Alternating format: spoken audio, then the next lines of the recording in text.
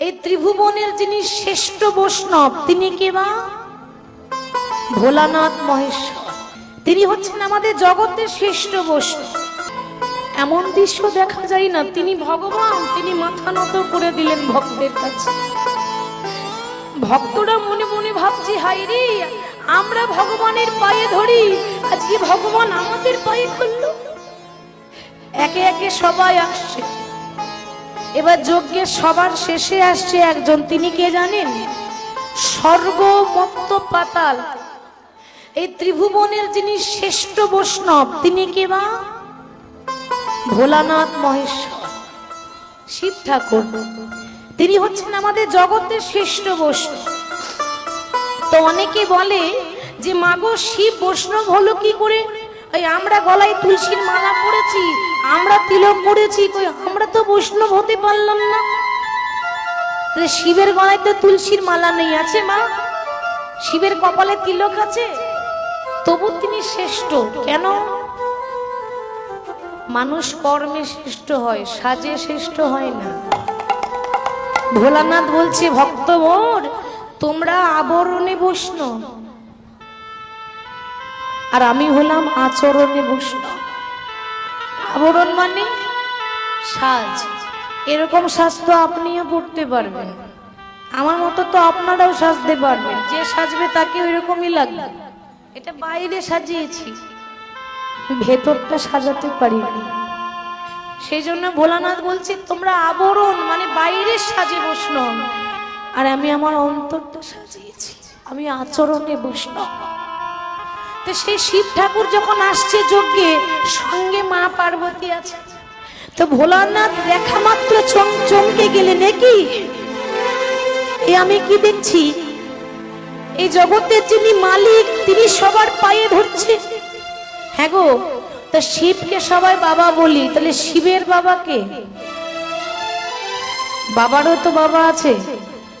শিব যদি আমাদের বাবা হয়, শিবের গুরু হচ্ছে রাম, আর যেই রাম সেই কৃষ্ণ, আলাদা তো কেউ নয়। তাহলে মহাদেব দেখলেন যে আমার গুরুদেব সবারই পায়ে ধরছে, ওমা এখন ওই গুরু যদি আমার পায়ে ধরে তাহলে আমার তো অপরাধ হবে, তাহলে কি করা যায়? এমন কিছু করতে হবে বাবা যে আমি চলেও যাব অথচ ভগবান চিনতে পারবে।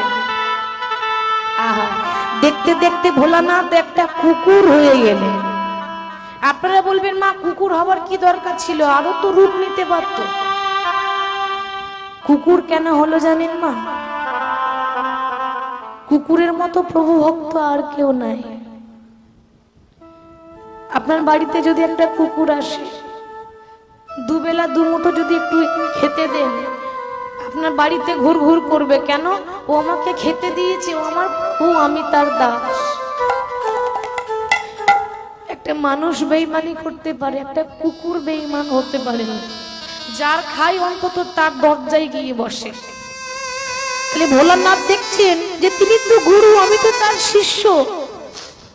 ভগবান যেভাবে দাঁড়িয়ে আছে না, আমি পায়ের হাত দিয়ে পেরিয়ে চলে যাব, ভগবান আমাকে চিনতেই পারবে না।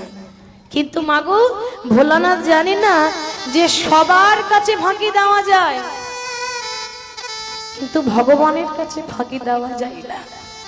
ভগবান বললেন, ভোলানাথ তুমি আর কত চালাক, তুমি জানো না যে তোমার থেকে আমি আরো বেশি চালাক। ভালোই হলো, আগে দুটো চরণ ছিল, এখন চারটে হয়েছে। কি গো, ঠিক তো? কুকুর হয়েছে মানে চারটে পা হলো না, আমার ভাগ্যটা আরো ভালো হয়ে গেছে, আমিও ফাঁদ পেতে আছি, এসো। তো ভগবান কি করে দাঁড়িয়েছে? ঠিক ও জানে তো যে পায়ের ফাঁকেই ঢুকবে, ঠিক এইভাবে দাঁড়িয়ে আছে। আর ভোলানাথ মনে মনে ভাবছে, বা রাস্তা তো ক্লিয়ার আছে, ভগবান তো সুযোগ করে দিয়েছে, ওই পায়ের ফাঁকে ঢুকে যাবো, চিনতে পারবে না। আর যেই না ভোলানাথ বাবা কুকুর হয়ে ভগবানের পায়ের ফাঁকে ঢুকেছে, যেই না মাথাটা ঢুকিয়েছে, অমনি পা দুটোকে ভগবান এক জায়গায় করে। আর যেই না এক জায়গায় করেছে, মাঝখানে কি আটকে আছে? ভোলানাথ আটকে আছে কুকুর হয়ে। তো বলছে, প্রভু এ তুমি কি করছো? কাজটা তুমি ভালো করলে না প্রভু, তুমি আমায় ছেড়ে দাও, তুমি তো গুরু, তুমি যদি আমার পায়ে ধরো আমার যে বড় অপরাধ হবে। ভগবান বললেন ও ভোলানাথ, এ জগতে আমার চরণে ভক্ত প্রতিদিন জড়ায়ে ধরে জড়ায়ে ধরে, কিন্তু আমি আমার ভক্তের চরণে কোনোদিন ধরতে পাই না। হরি বল। আমি আমার ভক্তের চরণ ধরতে পাই না, আর তাছাড়া আমি তো ছাড়বো বলে ধরিনি, আমি যাকে ধরি তাকে আর ছাড়ি না। ভোলানাথ বলছেন প্রভু কাজটা ভালো করলে না, আমাকে তো অপরাধী করে দিলে, তবে তুমি যে আমার পায়ে ধরলে এই ঋণ আমি শোধ করবো কোন দিন জানো? কোন দিন? যেদিন তুমি নদিয়ায় গৌর হয়ে যাবে। আমি আর ভোলানাথ হব না, আমি হব অদ্বৈত আচার্য। আর সেদিন তোমার থেকে আমি বয়সে বড় হব, তোমার থেকে আমার বয়স হবে 52 বছরের বড়, আর বয়সে বড় হলেও আমি তোমার পায়ে ধরে এই ঋণটা শোধ করব। কৃষ্ণ যখন গৌর হলো তখন আমাদের ভোলানাথ হয়েছেন অদ্বৈত আচার্য। মহাপ্রভুর থেকে 52 বছরের বড় হয়েও মহাপ্রভুর পায়ে ধরে এই ঋণ তিনি সেদিন শোধ করেছিলেন। তাই গৌর হরি এইভাবে ভক্তগণকে সঙ্গে করিয়ে নিয়ে নামে প্রেমে বিভোর হয়ে আছেন। তাই এক নাগরী আর এক নাগরীকে বলছে, ওরে ও নাগরী, ওরে এত সুন্দর শোভা বারবার দেখা যায় না রে, ওরে তাড়াতাড়ি দেখবি যদি আয়, আমার গৌর হরি কত সুন্দর নৃত্য করছে, তোরা দেখবি যদি আয়। আচ্ছা আমার লক্ষ্মী মায়েদের বলছি, একটু উলুধ্বনি দেওয়া যাবে? হবে? প্রেম সে জোর করে একটু উলুধ্বনি দিয়ে দেবেন, দেখি একসঙ্গে জোরে। সর্বনাশ! কি গো মায়েরা, বলি দুপুর বেলা সেবা শান্তি ভালো হয়নি নাকি? কি গো ভালো হয়েছে? সেবা ভালো হয়েছে? ভোল্টেজ এত কম কেন? এত ভক্ত, উলুধ্বনি এত কম সাউন্ড কেন? জোরে জোরে উলুধ্বনি দেবেন, দেখি জোরে উলুধ্বনি দেন। নিতাই গৌর হরি বল হরি বল। এবার সবাই আমার সঙ্গে বাহু তুলে গাইবেন, হাত নামাবেন না, হাত তুলুন, হাত নামাবেন না, হ্যাঁ সবাই বাহু তুলে। তোরা দেখবি যদি আয় সোনার নদী আয়, সচি মায়ের ধুলালিয়া নেচে নেচে। তোরা দেখবি যদি আয় সোনার নদী আয়, সচি মায়ের ধুলালিয়া নেচে নেচে। তোরা দেখবি যদি আয় সোনার নদী আয়, সচি মায়ের ধুলালিয়া নেচে নেচে। তোরা দেখবি যদি আয় সোনার নদী আয়, সচি মাতার ধুলালিয়া নেচে নেচে যায়। সচি মাতার দুলালিয়া নদী আর শ্রী গৌরা, ভক্ত মন ছিক্ষ চোরা ভক্ত মনোহরা। সচি মাতার দুলালিয়া নদী আর শ্রী গৌরা, ভক্ত মন ছিক্ষ চোরা ভক্ত মনোহরা। সচি মাতার দুলালিয়া নদী আর শ্রী গৌরা, ভক্ত মন ছিক্ষ চোরা ভক্ত মনোহরা। দেখবি যদি আয় সোনার নদী আয়, সচি মায়ের ধুলালিয়া নেচে নেচে। তোরা দেখবি যদি আয় নদী আয়, নেচে নেচে যায়।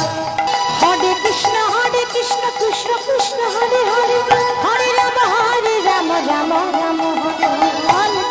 হরে কৃষ্ণ কৃষ্ণ কৃষ্ণ হরে হরে, হরে রাম রাম রাম হরে হরে। তোরা দেখবি যদি আয় সোনার নদী আয়, সচি মায়ের ধুলালিয়া নেচে নেচে। তোরা দেখবি যদি আয় সোনার নদী আয়, সচি মাতার ধুলালিয়া নেচে নেচে। তাই গৌর হরি নাম প্রচার করছেন, আর নদিয়ার নাগরী আর এক নাগরীকে বলছে, সখী কহ সখী কিবা করি আমার জীবন উপায়, জীবন উপায়। বাসুদেব ঘোষে কহে বুঝি প্রাণ যায়, বাসুদেব ঘোষে কহে বুঝি প্রাণ যায়। বল চলুন আমরা বৃন্দাবনে যাব, আস্বাদন করব রাধারানীর সতীত্ব পরীক্ষা বা সতীত্ব প্রমাণ। কেমন ভাবে সতী হলেন, কত বড় সতী ছিলেন, কি করে হয়েছেন, সেগুলো আমরা বৃন্দাবনে গিয়ে জানবো। তো আমার সঙ্গে বৃন্দাবন কে কে যাবেন একটু হাত তুলে দেখান দেখি। আর আপনারা যাবেন না? রাগ করেছেন নাকি? সবাই যাবেন তো? দেখি হাত তুলুন, যার হাত আছে তুলুন, যার নেই তোলার দরকার নেই। বাহ, আর আছে এদিকে কে কে যাবেন? সবাই যাবেন? বেশ। বৃন্দাবন যেতে গেলে কার নাম গাইতে হয়? রাধা রাধা। বাহ, আগে রাধা পরে কৃষ্ণ। রাধা কৃষ্ণ সবাই বলে, কৃষ্ণ রাধা তো কেউ বলে না। তাহলে আগে রাধারানীর নাম করতে হবে, তবে কৃষ্ণের কৃপা পাওয়া যাবে। এই রাধা রাধা বলতে বলতে বৃন্দাবন চলে যাব। তার আগে একটু জয়ধ্বনি করে দিই, বলিয়ে রাধা রানী কি। আর একটু জোরে বলবেন, বলিয়ে রাধা রানী কি, বৃন্দাবন ধাম কি, বাঁকে বিহারী লাল কি, সকল ভক্ত বৃন্দ কি, হরিবাসুর কমিটি কি, যারা যারা ঘুমাচ্ছেন তাদের কি, তাদেরও জয়। সর্বনাশ বলতে যারা ঘুমাচ্ছে তাদেরও জয়, তাদের আরো বেশি করে জয়। বারবার কি আপনাদের চরণ পাবো? সবে তো একদিনের জন্য পেয়েছি, কি গো, ঠিক তো? কেউ ঢুলে পড়বেন না যেন। হ্যাঁ, মধুময় ধাম বৃন্দাবনে আকাশ মধুর, বাতাস মধুর, মধুর থেকেও মধুর বৃন্দাবন। আপনারা সবাই জানেন বৃন্দাবনে দুটো কুণ্ড আছে বাবা, একটা শ্যাম কুণ্ড আর একটা রাধা কুণ্ড। রাধা কুণ্ড তীরে আজকে প্রাণ গোবিন্দ বসে আছেন। দেখুন, ভগবান যখন বসে আছেন অপেক্ষা করছে কার জন্য? রাধারানীর জন্য। আর ওদিকে মা রাধারানী যে বাড়িতে থাকে, মানে রাধারানীর যেখানে শ্বশুর বাড়ি, বলি রাধারানীর বাবার বাড়ি মানে পিতার বাড়ি হচ্ছে বর্ষানা গ্রাম। বর্ষানা গ্রাম হচ্ছে বাপের বাড়ি, আর শ্বশুর বাড়ি হচ্ছে জাবট গ্রাম।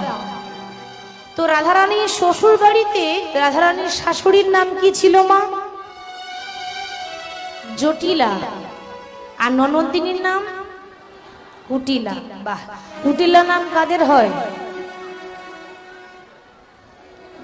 যাদের মন খুব ভালো হয় না, কি গো, ঠিক বলছি তো? তাহলে কুটিলা নাম কাদের হয়? যাদের মনের মধ্যে হ্যাঁ হিংসা থাকে, কুটিলতা থাকে, প্যাঁচ থাকে, ছল থাকে, তাদেরকে বলে কুটিলা। এই দেখবেন, এই কুটিলা রাধারানীর যে ননদী আছে কুটিলা, এই গোটা বৃন্দাবনে কুটিলার মতো মুখরা আর কাউকে পাবেন না। মুখরা মানে বুঝেন তো? বুঝো? আচ্ছা বলো, মুখরা কাকে বলে?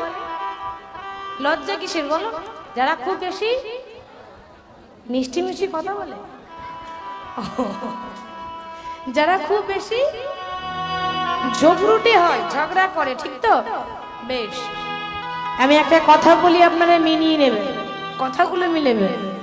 দেখবেন যারা খুব ঝগড়ুটে হয় না, তাদের মুখের ডিজাইনটাই আলাদা হয়। যাই বলুন 70% মুখ দেখে বলা যাবে যে মানুষ কেমন হবে, হবে না বাবা? এখন এরকম দেখে এরকমও মানুষ আছে, দুই একজন আছে আবার ওই আপনাকে দেখে যখন তখন কি গো এরকম করে, তো নিজের চোখে দেখা, এরকমও দেখা যায়। মানে ওইরকম স্বভাব, দেখলেই ওইরকম করে। এদের মনের মধ্যে প্যাঁচ থাকে, জীবনে কদিন বাঁচবো, আজ আছে কাল নেই। তাহলে কারোর প্রতি অহংকার, কারোর প্রতি হিংসা, এগুলো করা উচিত নয়। হরিব, যতদিন বাঁচবো সবার সঙ্গে মিলেমিশে থাকবো। তো রাধারানী এখানে বলছে যে আমার যে ননদী, সে ননদী তো নয় যেন 9টা নদী। একটা নদী হলে সাঁতার কেটে চলে যেতাম, 9টা নদী তো সাঁতার দিয়ে যেতে পারি না। তারপর শাশুড়ি মা, আবার তার ঘরে একটা নিয়ম ছিল বাবা, যে রাধারানীর শাশুড়ির নিয়ম কি না, কালো মেঘের পানে চাইতে মানা, মেঘের দিকে তাকাতে দিত না। কেন? মেঘও কালো আর আমার কৃষ্ণ কালো। ওই মেঘের দিকে তাকিয়ে যদি ওই আমাদের বৌমার যদি কৃষ্ণের কথা মনে পড়ে যায়, তাই বাধা দিত। নীল শাড়ি পরতে মানা, যমুনার জল আনতে মানা। কেন? যমুনার জলও কালো, কৃষ্ণ কালো। তো রাধারানী খুব কষ্ট করে, কোন রকম ছলনা করে ঘর থেকে বেরিয়ে এসেছে। ঘর থেকে বেরিয়ে এসে গোবিন্দের চরণ তলে বসতেন, কিন্তু রাধারানীর মন ভালো নেই। তো ভগবান বলছে, রাধে তুমি এত কষ্ট করে এলে, প্রতিদিনই কষ্ট করে আসো, যেন আমার চরণ দুটো যদি একবার ধরতে পারে। তাহলে আমার চরণ ধরার জন্য, আমার চরণ সেবা করার জন্য তুমি এলে, কিন্তু কথা বলছো না কেন? কি হয়েছে তোমার? তোমার মনের মধ্যে কি কোনো দুঃখ আছে, কষ্ট আছে? তুমি আমাকে বলো। রাধারানী বললেন, প্রাণনাথ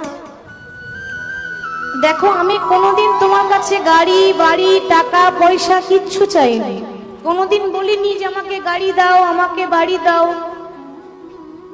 সারা জীবন একটা অনুরোধ করে গেছি যে আশীর্বাদ করো, সারা জীবন যেন তোমার ওই চরণে আমার মূর্তি থাকে। কিন্তু আজ একটা কথা বলতে চাই। কি কথা? মানে অভিযোগ। কোনোদিন তোমার প্রতি অভিযোগ ছিল না, আজ আমার একটা অভিযোগ আছে। কি অভিযোগ জানো? এই বৃন্দাবনে তোমার কথা বলি বলে, বৃন্দাবনে তোমায় ভালোবাসি বলে লোকে আমাকে বলে কৃষ্ণ কলঙ্কিনী। আচ্ছা বধূ, সত্যি করে বলে দাও তো, ভক্ত যদি ভগবানকে ভালোবাসে এটা কি পাপ? এটা কি অন্যায়? তাহলে লোকে আমায় কৃষ্ণ কলঙ্কিনী বলে। বৃন্দাবনে যে আমাকে দেখে তারাই শুধু আমাকে কানাকানি করে। কানাকানি মানে এর কথা তার কানে, তার কথা তার কানে, ঠিক তো? গোদা বাংলায় বলবো, যাকে বলে লাগান ভাজান করা। এই শুনেছিস ওর বাড়িতে না, এগুলোকে বলে লাগান ভাজান। হরি বল। তাহলে আমাকে দেখে লোকে কানাকানি করে, মানে ফিস ফিস করে কি সব বলে, নিন্দা চর্চা করে। গোবিন্দ বলছে, রাধে তাতে যে যা বলছে বলুক, আর আমার কি মনে হয় জানো, যারা তোমাকে দেখে কানাকানি করে আমার মনে হয় তারা সবাই কানা, সবাই কানা, সবাই কানা, সবাই কানা। আমার মনে হয় জানো সবাই, আমার মনে হয় তারা সবাই কানা, মনে হয় যেন সবাই কানা। যারা করে না কৃষ্ণের আরাধনা মনে হয় যেন তারাই তো কানা। যারা করে না কৃষ্ণের আরাধনা মনে হয় তারা সবাই কানা। আমার মনে হয় যারা কানাকানি করে তারা সবাই কানা, যারা নিন্দা করে তারা সবাই কানা। রাধারানী বলছে, ও বধূ কানা কেন হবে? তাদের তো সবারই চোখ আছে। এই তো একটু আগে তোমার কাছে আসছিলাম, কানে কানে ফিস ফিস করে আমার নিয়ে নিন্দা করছিল, আমি দেখলাম তো, তারা তো চোখ আছে, তারা তো কানা নয়। গোবিন্দ বলছে, রাধে তাদের চোখ আছে কিন্তু চামড়ার চোখই আছে, জ্ঞান চক্ষু হয়নি। চামড়ার চোখ দিয়ে তো বাইরেরটা দেখে, কি বুঝবে জ্ঞানের মর্ম? যারা জ্ঞানী মানুষ তারা গুণের বিচার করে। হরি বল। আর যারা নিন্দুক তাদের কাজই হচ্ছে নিন্দা করা। যে যা বলছে বলুক, ও তুমি কান দিও না। রাধে তুমি নিজেকে কলঙ্কিনী বলো, চেয়ে দেখো চাঁদেরও কলঙ্ক আছে। কি গো মা, আছে না? চাঁদ কত সুন্দর দেখতে, গোটা জগৎকে আলো দেয়। চাঁদের মতো রূপবান কেউ নাই, কিন্তু রূপ থাকলে হবে না, গুণ থাকতে হবে। সুন্দর হতে পারে কিন্তু চাঁদের গায়েও একটা কালো দাগ আছে, আছে না? তা চাঁদের জীবনে একটা অপরাধ ছিল বলে এই কালো দাগ। কিসের অপরাধ? যদিও অনেকে জানেন, চাঁদের 27টা স্ত্রী, 27টা। ওই আকাশের চাঁদ তার 27টা স্ত্রী থাকতেও আর একজনের প্রতি আকৃষ্ট হলো, মানে কুদৃষ্টি দিল। সে কে? নিজেরই গুরু মা। চাঁদের গুরুদেব হচ্ছে বৃহস্পতি, আর বৃহস্পতির স্ত্রীর নাম হলো তারা। মানে চাঁদ নিজের গুরু মায়ের প্রতি আকৃষ্ট হয়েছে। যেমন করে হোক গুরু মাকে সে পেতে চায়। তাহলে গুরু মাকে যখন পেতে চাই বলে সে যখন গুরু মায়ের কাছে এসেছে, এই কথাটা কিন্তু ধ্যানে জানতে পেরেছে তার গুরুদেব মানে বৃহস্পতি। ধ্যানে জানতে পেরে বৃহস্পতি অভিশাপ দিয়ে বসলো, চন্দ্র তুমি দেখতে সুন্দর বলে এত তোমার অহংকার, ওই রূপ তোমার থাকবে না। আমি তোমার গুরুদেব হয়ে তোমাকে অভিশাপ করলাম, ওই 16 কলা চাঁদ যেন 16 দিনের মধ্যে ক্ষয় হয়ে যায়। আজ থেকে আকাশে চাঁদ উঠবে না, আজ থেকে গোটা জগতের মানুষ অন্ধকারে পড়ে থাকবে। হেমা, চাঁদ যদি না ওঠে তাহলে কি হবে? সব তো অন্ধকারে হোঁচট খেয়ে পড়বে, কিছু তো দেখা যাবে না, অন্ধকার। 12 মাস যদি অমাবস্যা লেগেই থাকে তাহলে হবে? তাহলে কি করা যায়? চাঁদ আর উঠছে না মা, গোটা জগৎ অন্ধকার হয়ে গেল, আর আলো নেই। চাঁদের স্ত্রীরা দেখছে, আচ্ছা স্বামী না হয় ভুল করেছে, আমাদের অন্তত একটা সুযোগ দেওয়া দরকার, তার পাপটা প্রায়শ্চিত্ত করার। যেমন করে হোক আমার স্বামীকে আমাদেরকে ফিরিয়ে আনতে হবে। তাহলে কি করা যায়? মানুষ ভুল করলে সবাইকে একটা সুযোগ দেওয়া দরকার। আমার স্বামী পাপ করেছে, শুধু ভুল নয় পাপ, তবু তাকে আর একবার সুযোগ দেওয়া যায়। তো তারা কি করছে, ওমা দেখতে দেখতে দেখতে দেখতে 16 কলা চাঁদ তো 15 কলা চাঁদ 15 দিনের মধ্যে ক্ষয় হয়ে গেল।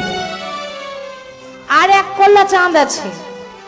চাঁদের স্ত্রীরা কি করলো না, সেই 1 কলা চাঁদটাকে হাতের মধ্যে নিয়েছে, মানে 1 ভাগ চাঁদ, 1 ফালি চাঁদ যেটাকে বলে, ওই 1 ভাগ চাঁদ হাতে করে নিয়ে ছুটে গেলেন একজনের কাছে।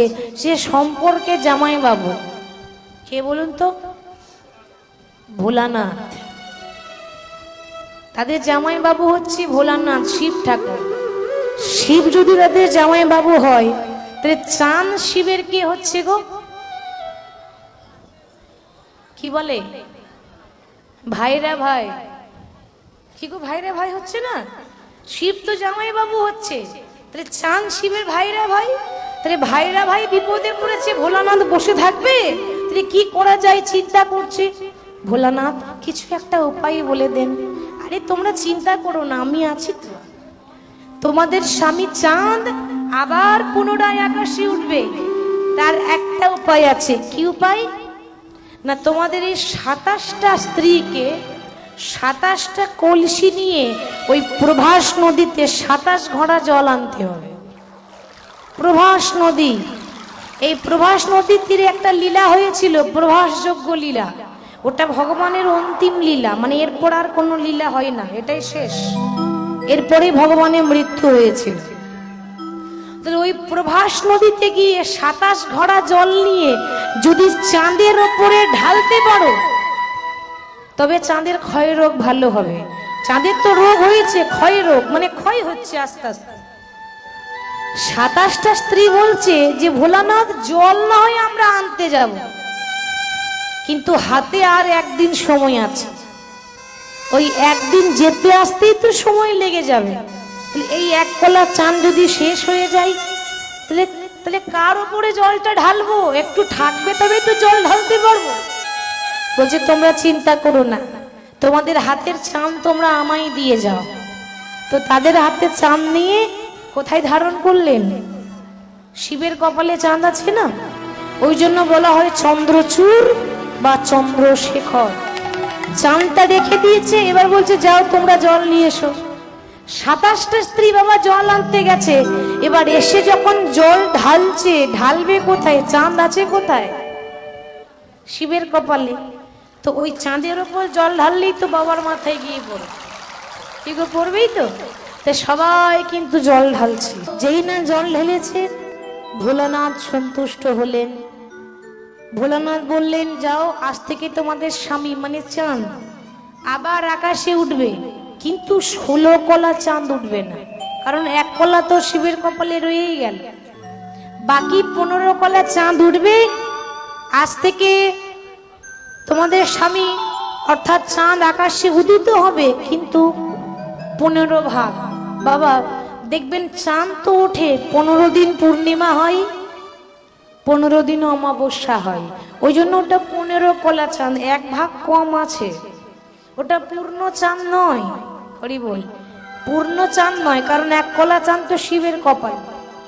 ওই জন্য শুধু তাই নয়, ভোলানাথের গলায় কি থাকে গো? সাপ, তাই তো? অনেকে বলে, আচ্ছা মা, আমাদের মনে প্রশ্ন, শিব যদি পরম বৈষ্ণব হবে তা গলায় কি সাপ কেন? সাপ জড়িয়ে থাকে না শেষ ডাক, সাপটা কেন?